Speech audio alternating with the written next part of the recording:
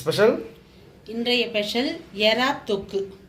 தேவையான பொருட்கள் எறாவை மஞ்சத்தூள் போட்டு கழுவி வச்சுட்டோம். சரி. வெங்காயம் தக்காளி பூண்டு மிளகாத்தூள் கொத்தமல்லி தேவையான அளவு உப்பு போட போறோம். உப்பு சரி ஓகே. இப்போ எண்ணெய் இதுல இப்போ ஆரம்பிச்சிடலாமா? சரி ஆரம்பிக்கலாமாமா? ஆரம்பிக்கலாம். இப்போ தேவையான அளவு எண்ணெய் ஊற்றி வச்சிருக்கோம். என்னம்மா? Refined oil. சரி. இப்போ கடாய் காஞ்சிச்சு. ஃபஸ்ட்டு பூண்டு போடுறோம். பூண்டா? பூண்டு வந்து எப்பவுமே இடிச்சு போட்டால் அதோட வாசனை கொஞ்சம் நல்லாயிருக்கும். பூண்டை இடித்து போடணும். போட்டால் அதோட ஃப்ளேவர் கொஞ்சம் நல்லாயிருக்கும். முழுசாக போடுறத விட கொஞ்சம் இடிச்சு போடணும். இது வந்து இறா வந்து வாயு, அதனால் கேஸ் எடுக்கும்னு சொல்கிறதுனால இந்த பூண்டு கொஞ்சம் போடணும். வெங்காயம் சேர்த்துடுவோம்.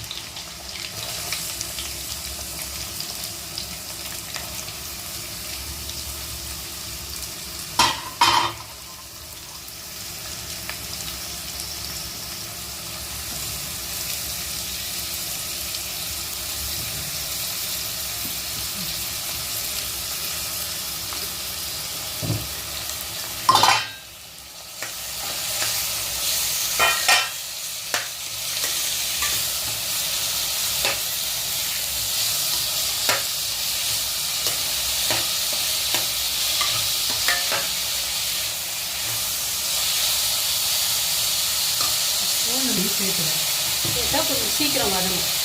வெங்காயத்துக்கு கூட கொஞ்சம் உப்பு போட்டுக்கணுமா?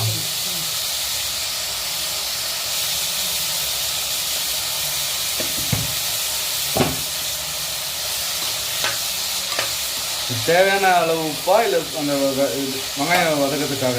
வெங்காயம் வதங்குறாங்க. இப்போ இந்த மாதிரி வெங்காயம் வந்து நல்லா இந்த மாதிரி கோல்டன் ப்ரௌன் ஆகிற அளவுக்கு வதங்கணும்.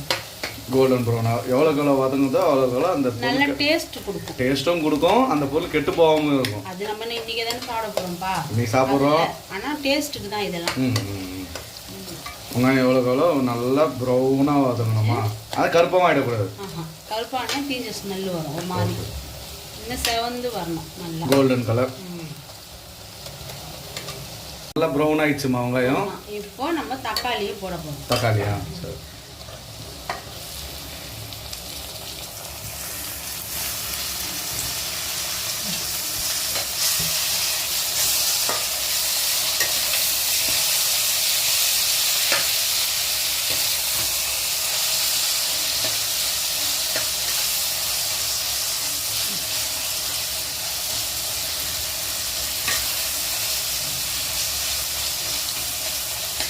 தக்காளி போட்டு நல்லா வதங்கணும்.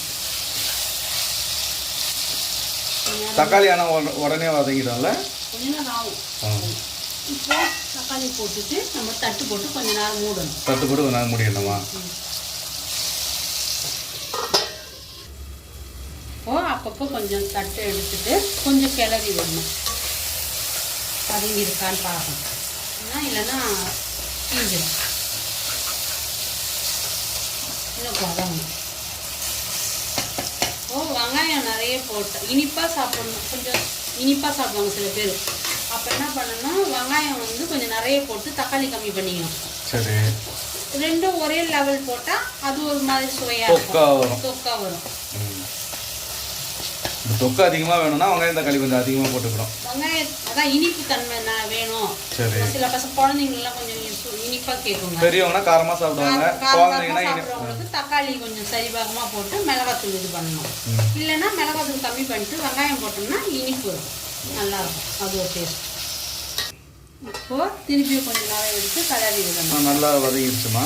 இன்னும் கொஞ்சம் வதங்கணுமா? கொஞ்சம் வதங்கினோடனே நம்ம மிளகாத்தூள் போட்டு எறாக்குலாம் தண்ணி ஊற்றக்கூடாது. ஏன்னா ரொம்ப நேரம் இருந்ததுன்னா லப்பர் மாதிரி ஆகிடும் எறா. அதனால எறாவோட வேகிற டைம் வந்து 3 நிமிஷம் தான்.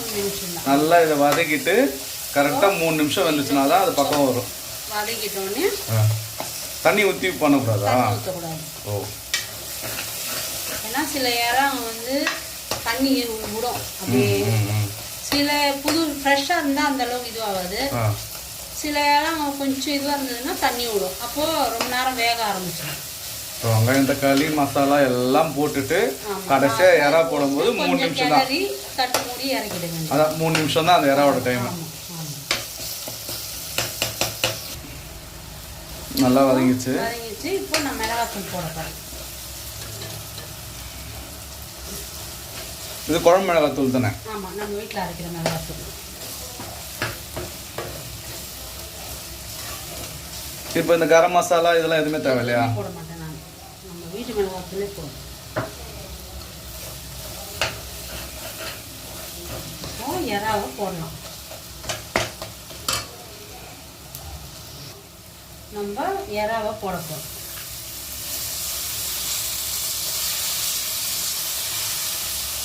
அதில் வேறு எந்த மசாலாவும் தேவையில்லை? எதுவுமே போட மாட்டேன். போட்டுட்டு இப்போ இப்படியே கொஞ்சம் கலரிட்டு 3 நிமிஷம் தான். கொஞ்சம் இல்லை. ஆமாம்,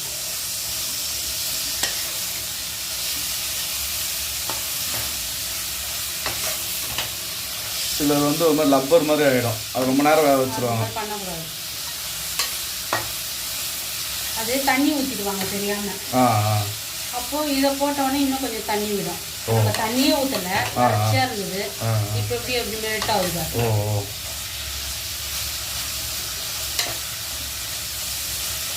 நம்ம இந்த இது இப்போ நம்ம இறா தலை பெரிய பெரிய இறான்னா அந்த தலையை நம்ம எடுத்து வச்சு அது எப்படி கிள்றதுன்னு நான் காட்டுறேன். அதை எடுத்து அதை நல்லா இடிச்சிடணும் லைட்டாக. எங்கள் அம்மாலாம் அந்த மாதிரி தான் செஞ்சு கொடுப்பாங்க. இடிச்சிட்டு உருளைக்கிழங்கு, கத்திரிக்காய், முருங்கைக்காய் எல்லாம் போட்டு இறா குழம்பு வைப்பாங்க. ஆமாம், வாசனையாக சூப்பராக இருக்கும். இப்போ அடுத்த வீடியோ வந்து இறா குழம்பு தானா? ஆமாம், தலையை போட்டு குழம்பு. அதே மாதிரி இறா வடை செஞ்சு கொடுப்பாங்க ஆயா. இறா வடை. ஆமாம், இந்த வாரம் ஃபுல்லாக இறா தொக்கு, இறா குழம்பு, இறா வடையா? பார்த்தியா? ஆமாம், ரொம்ப தண்ணி ஆயிடுச்சுமா இப்போ கொஞ்சம்.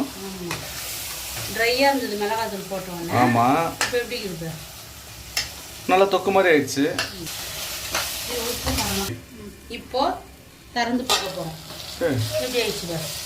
ஆமாம், வாய் ஊற்றுமா, செம்மையாக இருக்கு. இப்போ கொத்தமல்லி தழை தூவி அவ்வளோதான், நிறுத்திடலாம். சரி. வெறும் கொத்தமல்லி தழையை மட்டும் எடுத்து இது மேலே அப்படியே தூவி. செம்மையாக இருக்குமா. அவ்வளோதானா? சூப்பரான சுவையான எறா தொக்கு ரெடி. வீட்டில் ட்ரை பண்ணிவிட்டு எப்படி இருக்குன்னு கமெண்டில் சொல்லுங்கள். என்னதுமா அது? இறா தொக்கில் சாதம் போட்டு கடாயில் போட்டு. கடாய் சாதமா? ஆமாம், சூப்பராக இருக்கும். உனக்கு பெசஞ்சு தரேன், சாப்பிட்டு பார்த்துட்டு எப்படி இது சொல்லு. ஓகே.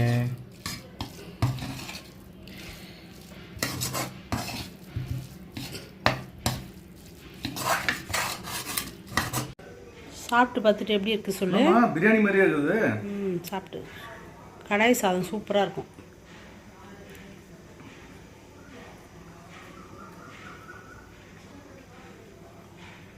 வா, பிரியாணிக்கே டஃப் கொடுக்கும் போலயே.